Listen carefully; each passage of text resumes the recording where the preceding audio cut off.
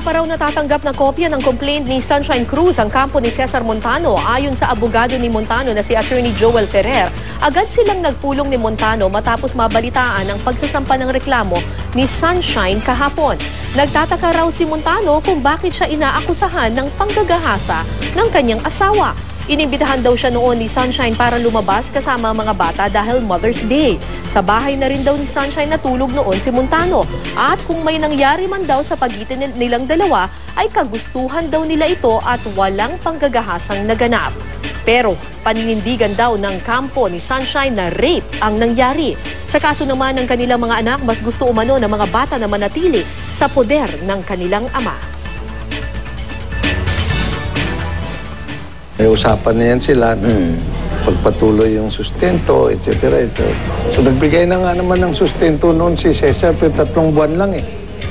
Tapos tinigil na niya. Okay.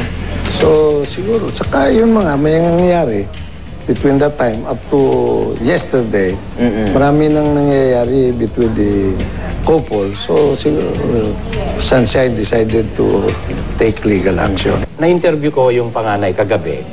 Ang tinanong ko siya, saan mo ba gusto? And sinasabi niya, gusto niya kay Cesar. Ganon din ho yung bunso. Mangyari, yung tinitira ni na Cesar ngayon, yung kanilang bahay, mas maluwag para sa mga bata.